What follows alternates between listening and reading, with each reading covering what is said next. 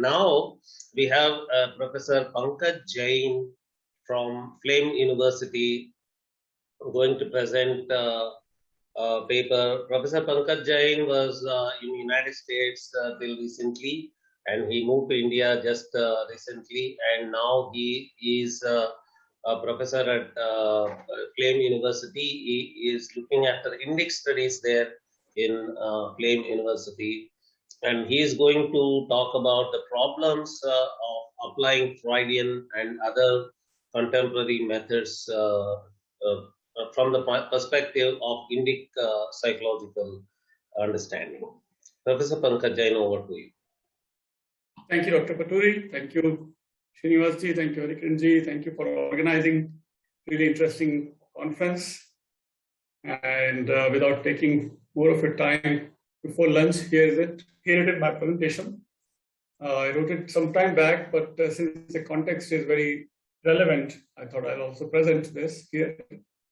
So when we talk of psychology, I think the biggest name that we have is Freud. But before that, we also know that there are several problems of categories as they're applied, Western categories as they're applied to non-Western cultures, from Weber to Parsons to Mill, what all can happen. And it is also called as imperialism of categories. That happens a lot in psychology, also in philosophy, and almost all humanities and social sciences discipline.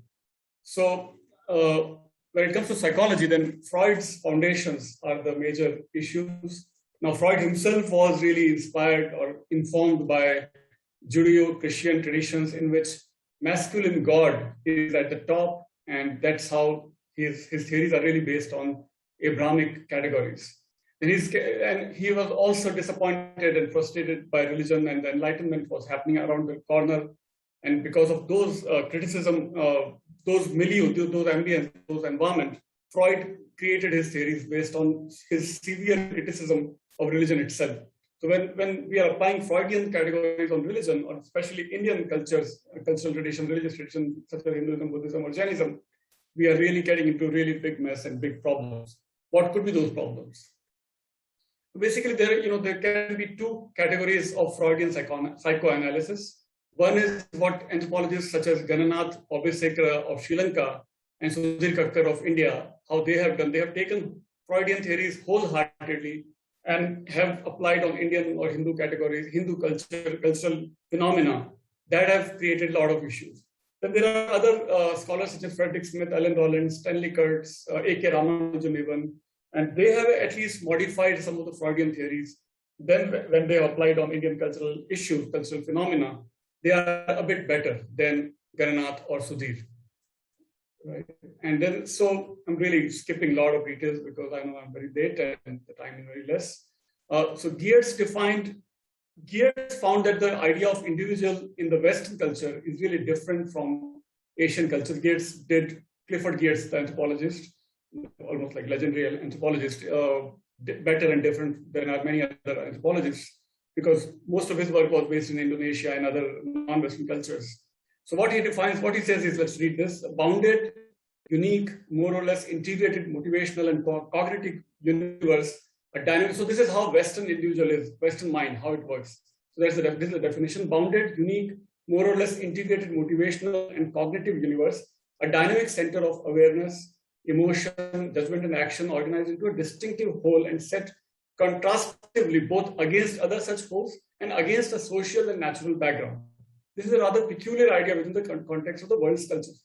So in the West, what he's saying, to paraphrase, to summarize, that Western mind or Western human being or Western individual is always kind of in conflict or in dialectics against all the other humans on the planet. That human being, that Western human mind is also against the nature itself, the environment itself. So it's really a distinct category that is separate from nature, separate from other people on the planet, right? But what happens to Indian mind? How is Indian mind defined? So Indian mind should be really called as not individual but dividual, because Indian mind or Indian human being or Indian perspective or Indian personality is divided horizontally. It is not really separated from nature. It is not separated from society or family, but it is individual. It is always being divided. It is very permeable. It is a very porous boundary, the open boundaries. So, for example, Indian child, when he or she is growing up in Indian society, anywhere on the planet, they always are connected with multiple mothers, for example. So the mother-son connection or mother-child connection is not one-to-one. In Indian case, it is one child connected with multiple mothers, in the sense that mother, and then Masi, then aunties, and then maybe older sister, maybe grandmother. So that idea of joint family, even though they may be living in urban areas, but joint family idea is still so ingrained, so inbuilt, so deep into Indian psyche, that many of the theories that are coming from Freud, which are based on one father, one child, or one mother, one child, does not really apply to Indian context. So Indian mind, Indian human being is more dependent than independent. So independence, that is hallmark of Western mind or Western culture. Here, the dependence is being celebrated in Indian context. So the dependence and multiple connections, horizontal as well as vertical, are making it quite a difference compared to the Freudian theories. Now, Freudian theories do really injustice if we apply wholesale Freudian theory on a, for example, mystical experience. For example, Gananath has done in Sri Lanka, they are calling mystics as neurotic. Freud himself called religious people as all neurotic. They are all psychologically ill.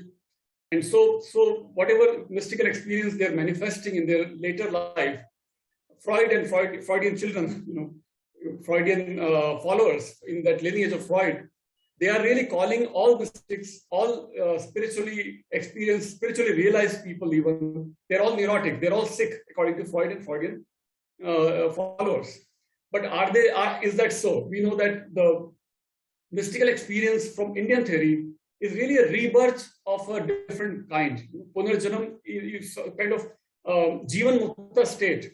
It's almost like taking a huge new state, almost a new body, new soul, new mind. So it's not really neurotic symptoms that are being manifested when one attains the enlightenment or when one has the mystical experiences. It is just really a rebirth or a refreshment, kind of a renovation of the entire personality. That is what we see from Gautama to Buddha, from Vardhaman to Mahavir, and on and on. Even one of the major last living realized souls, Ramana Maharshi, Ramakrishna Paramahansa, they display completely different set of characteristics after they have mystical experience. These are all the people or all the phenomena or all these manifestations are completely ignored, ridiculed, or even criticized by Freud and Freudian followers. And Indic psychology, if we can develop such a framework, such a category, it would be one of the major examples of Indic psychology. Probably would be around the Krishna and Ras Leela. So, from Freudian perspective, it would be interpreted in a very physical, even sexual terms. What has been described in Ras Leela from Freudian angles, like Sudhir Kakkar has done it. I think Wendy Doniger and Paul Courtwright and others. Jack Hawley has done it. So that is extremely physical, extremely sexual interpretation that are extremely problematic from Indic perspective. But for example, Graham Zweig or other, even Jack Hawley elsewhere, they have taken non-sexual interpretation of Ras Leela, and even Dinah Eck has done it. So when they are interpreting Ras Leela, it is really a multiplication of a self that can connect with multiple selves. That is another form of interpretation of Ras Leela, for example, Ras Leela, or even theft of butter, Makhan Chori by Krishna. At one place, Jack Hawley even interprets that in very sexual terms. But elsewhere, other scholars have taken that in a very spiritual, non-sexual interpretation, that it's a love of humans or love of soul towards God, and that is also can be manifested or exemplified by Ras Leela or Makhan Chori kind of examples. I could have gone for one more hour, but in the interest of time, I think I'll stop here. If there are any questions, I can read the whole paper also, which runs into 15 pages, but I really cut short because of the delay and so on. Are there any questions? I would be happy to try to respond to them. Let us just check. But Professor Pankaj Jain, it was amazing. It was really relevant. It was very much needed in a conference like this. I was worried that Kapp's analysis of Ras Leela and all that was not being taken up for criticism by any of the Indic scholars. It is not being sufficiently attacked. detailed critique I had, but time was very less, so I just cut it short. Please do share. This I am telling all the paper presenters. Your papers, all the detailed version of the paper will be published by us as a proceedings of the conference, and it will also be published as individual papers on Indic today. Professor Pankaj Jain's paper, we will the whole detailed paper. Professor Jain, we will publish, if necessary, as a serial in parts. If it is too big for one single publication, we'll publish it as a serial of articles. But this is very much necessary that we do a critical application of these theories like that of Freud.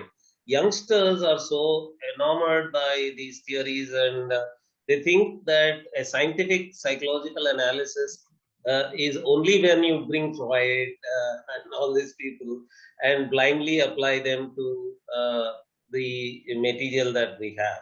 So, Professor Jain, this was really useful, highly contributing, and there seem to be some questions. Let me see if there are.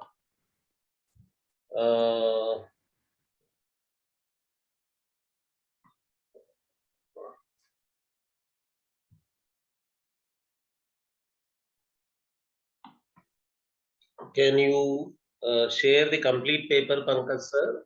Dr. Pankaj Jain would like to answer this question live. Which is this? Please share contact details of Dr. Pankaj Jain. I will share Daima ji, and there is one Dr. Jay Gupta. He is saying, can you give a reference? Dr. Jay Gupta, reference to what? For which point are you looking for a reference? Any research on application of Jungian types in Indian psychology? Oh, there is huge, Vivek ji. Jungian types is applied to Indian psychology in several ways. That Joseph Campbell's book is also, in fact, an application of Jungian method only. And I myself did my PhD on the interpretation of Indian mythology from this perspective, so we can do that. And Dr. Pankaj Jain is probably providing you the references that you wanted.